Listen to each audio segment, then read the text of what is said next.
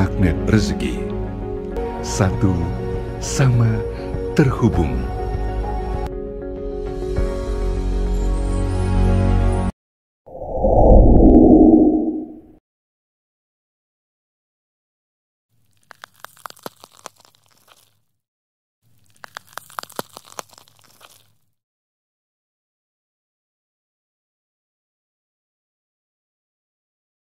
Ustaz, ada yang lain Ustaz? Ya. Terima kasih Ardi di Sugiwaras 881, matur nuwun sangat Mas Ardi.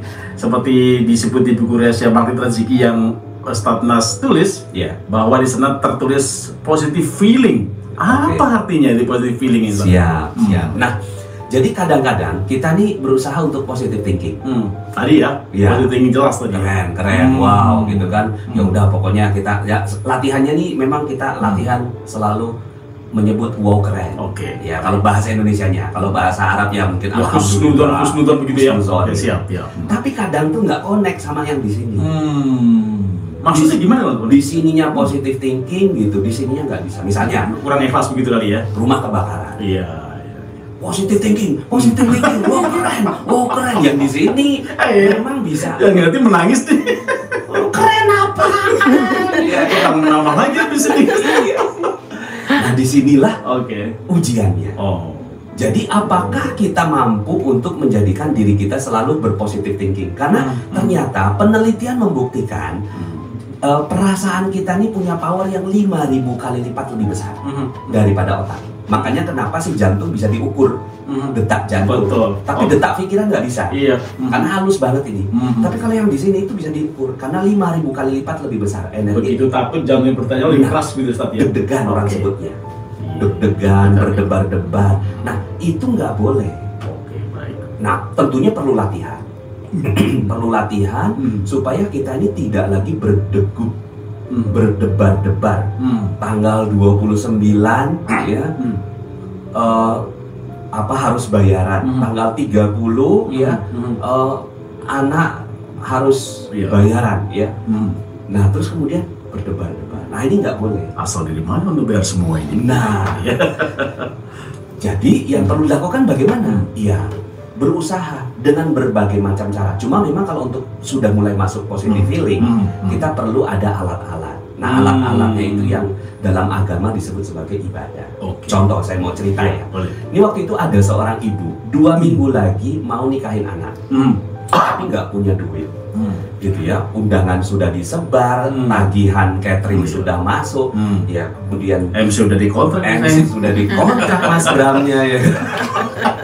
Bisa aja nih. Amin mudah-mudahan. Amin. Ya. Kemudian dia gelisah. Iya. Nah gelisah ini nggak boleh. Oh. Akhirnya ya orang dulu tuh mungkin lebih cerdas spiritualnya daripada kita. Dia gelar sejadah.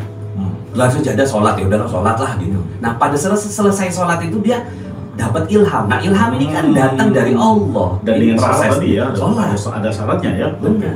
baik. Kemudian akhirnya, saya kan punya 5 pintu kontrakan. Jadi orang Betawi, iya, 5 pintu kontrakan. Kalau dijual semua, nanti nggak ada penghasilan. Betul. Untuk nikahin anak nih 1 pintu aja dijual bisa. Cuma Selesai, ya? siapa yang mau beli? 1 pintu kontrakan 2 minggu lagi jaraknya. Akhirnya dia ambil itu, si sertifikatnya itu. Dia letakkan di atas sejadah. Ya mungkin benar nggak benar, ya mau orang kita nggak tahu. Pokoknya dia taruh aja udah. Yang penting yakin ya. Yakin, dia sholat lagi. Namanya sholat aja.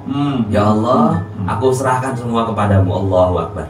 Setelah itu dia pasang iklan. Ya dulu iklannya kan masih di radio, kemudian di koran dan segala macam. Ini cerita dulu. Iya.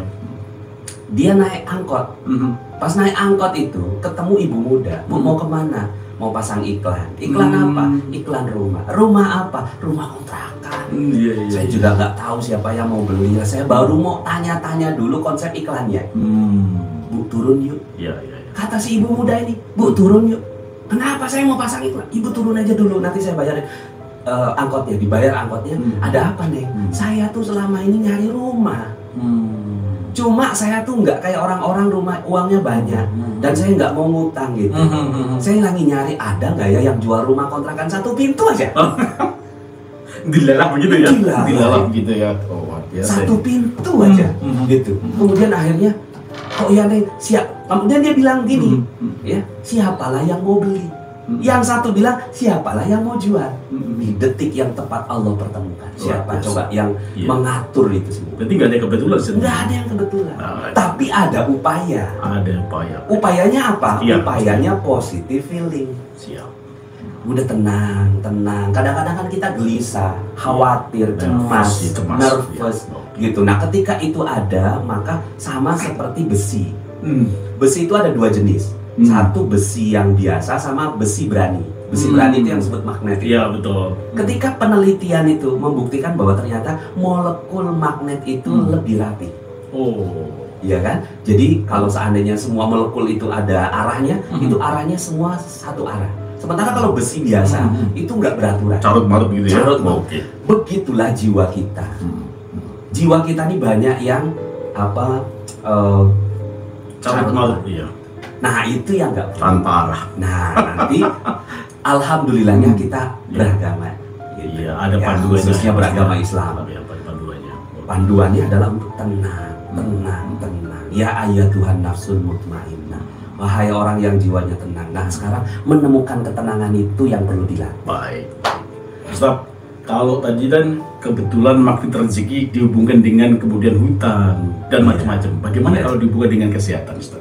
Oh iya, kesehatan itu luar biasa. Kesehatan kan rezeki juga. Waktu itu ada yang dia itu kanker stadium 4. Kanker stadium 4 sudah ditetapkan meninggal 6 bulan. Ya, udah jelas itu ya. Udah jelas. Secara medis ya. Secara medis. Kamu tuh umurnya tinggal 6 bulan. Apa yang dia lakukan? Akhirnya umur tinggal 6 bulan dan dia dokter. Jadi kanker stadium 4 dia dokter juga. Oke. Gitu kan, dan dia nggak mungkin Padahal dokter. Iya. Artinya kalau kita sebagai orang biasa gitu ya, 6 bulan alah nggak percaya sama dokter itu. Lah dia dokter temannya bilang kamu umurnya tinggal 6 bulan. Lah kan dokter sama dokter ya sudah percaya. Apa yang diupayakan, Ustaz agar tidak 6 bulan? Dia pergi ke Ka'bah. Oh. Terus udahlah pokoknya ya hidup saya gitu ya, pasrah. Gitu, pasrah di Ka'bah itu gitu ya. Dia nangis. Nah, satu saat dia tuh buka Quran gitu. Pada saat buka Quran dapat ayat yang membuat dia bergetar. Ketika dia membuat bergetar itu dizikirkan sama dia, diwiridkan. Kok ya ayat ini kok kayak Allah tuh tahu hati saya. Kata dia gitu. Akhirnya diwiridkan. Ulang umroh itu.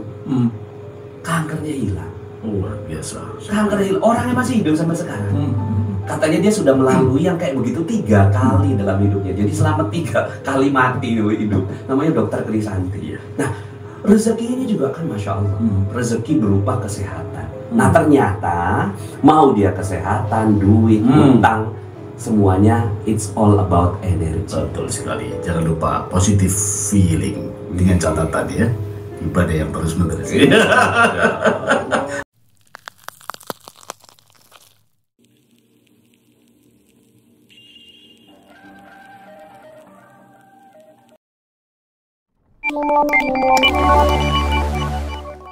Alhamdulillah buku ini menjadi mega bestseller, dicetak berulang-ulang lebih dari 50 kali cetak. Alhamdulillah, semua royaltinya 100% untuk pesantren.